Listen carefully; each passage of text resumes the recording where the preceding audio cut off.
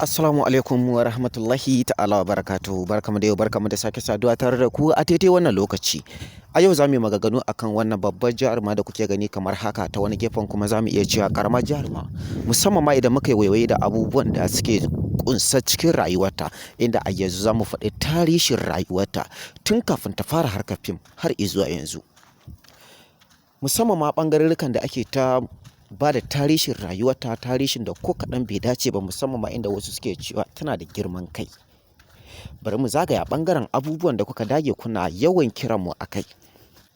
Ina waɗanda suke yawan yi mana magana dangane da cewa suna so za a buɗe musu sabon YouTube channel, domin su ma suna so za su dinga ɗora shirye-shiryensu akan YouTube channel, kamar sababbin mawaƙa har ma tsofaffin mawaƙa. Ku sani cewa YouTube a gare ku yana da matuƙar amfani a gare ku, domin ta ɓangaren YouTube ne kacal waƙoƙinku za su sanu a faɗin duniya, kuma za a san ku, za ku zama celebrities. Sannan ina wanda suke harkar comedy ko ƙananun bidiyoyi, ku sani cewa har ma waɗanda suke manya-manyan fina-finai, ku sani cewa ku kanku wannan dama ba ta kyale ku ba. Kuma akwai ɓangaren ku, ku sani cewa ku kanku YouTube yana da matuƙar amfani a gare ku. Ku sani cewa za ku iya ɗaukar lambar mu, ku kira mu kai tsaye ko kuma ku bibiye mu ta WhatsApp domin mu buɗe muku sabon YouTube channel. Domin YouTube channel yana da matuƙar amfani a gare ku. Ta ɓangaren YouTube ne kacal kuma za ku zama celebrities, a san ku a faɗin duniya. Sannan ba mu tsaya a nan ba. Ina waɗanda suke yawan yi mana magana dangane da cewa suna so za su siyi YouTube ɗin da aka tara subscribers da yawa a cikin shi, ko kuma aka buɗe shi har ma aka fara biya. Sannan bugu da ƙari, ina waɗanda suke amfani da YouTube ɗin, YouTube ɗin nasu ya samu matsala, suka kasa gane kanshi, suka kasa gane gindin shi. Ku sani cewa domin magance matsalar YouTube ɗinku, za ku iya ɗaukar lambar mu, ku kira mu kai tsaye ko kuma ku bibiye mu ta WhatsApp. Bugu da ƙari, ba mu tsaya a nan ba. Ina waɗanda suke yawan yi mana maganganu dangane da cewa suna so za a tallata musu hajojinsu, domin hajojinsu suna so hajojinsu su shiga duniya, a san su a faɗin duniya, kamar 'yan kasuwa da kuma ma'aikatan hannu. Ku sani cewa ga wanda yake so za a mihi talla domin a tallata mihi hajarsa, ta ɓangaren talla ne kawai hajarka za ta shiga duniya, ma'ana abin da kake siyarwa zai shiga duniya. Ta ɓangaren talla ne kawai za a ga kalolin kayanka a faɗin duniya, har ma mutum ya je yana so. Mutum ya je yana so har ya ɗauki nambarka ya kira ka, ko kuma ya zo ma har inda kake.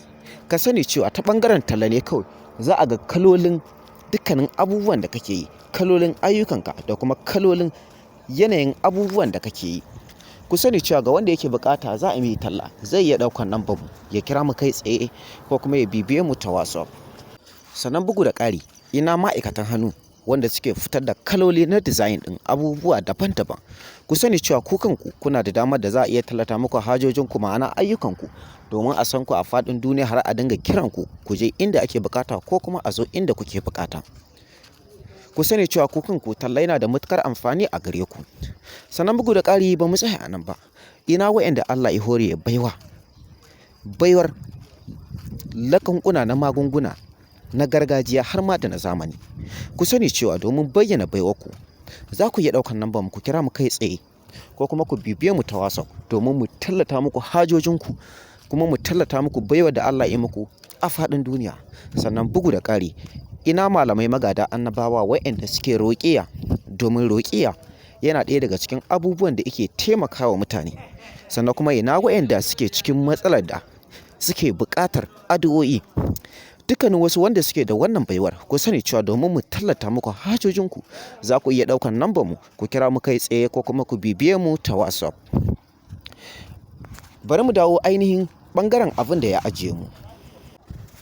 Idan muka ƙara waiwayawa wani gefen, har ma waɗanda suke yawan maganar cewa suna so za a yi musu waƙa, kamar waƙar biki, ma'ana waƙar aure kenan, ko kuma wanda za a yi musu waƙa ta siyasa, ko kuma waƙa ta sarauta, ko kuma wanda za a yi mishi waƙa ta soyayya, ko wanda yake so za a waƙe mishi wani babba ko kuma wata babba.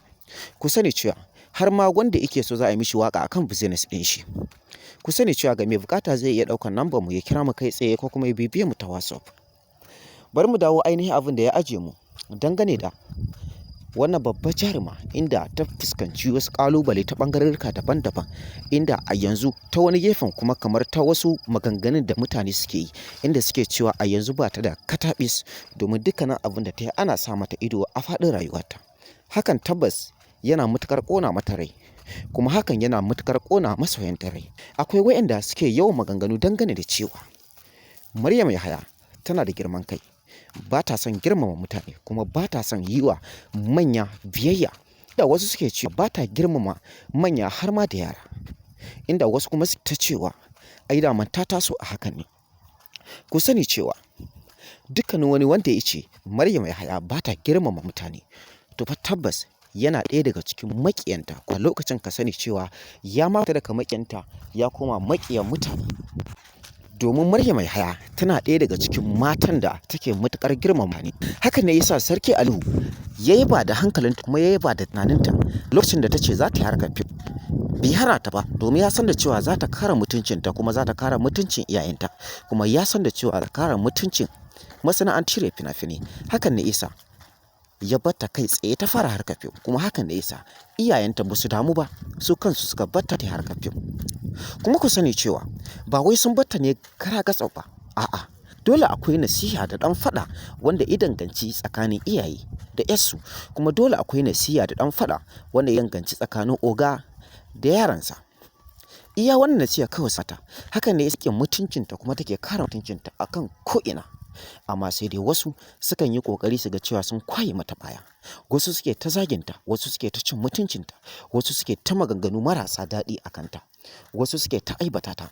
Inda a yanzu idan aka ce ma gashi Maryam Yahaya ta yi abu da kaza, musamman ma abin da bai dace ba, kai kanka idan aka ce ka nuna ta ko ka nuna wanda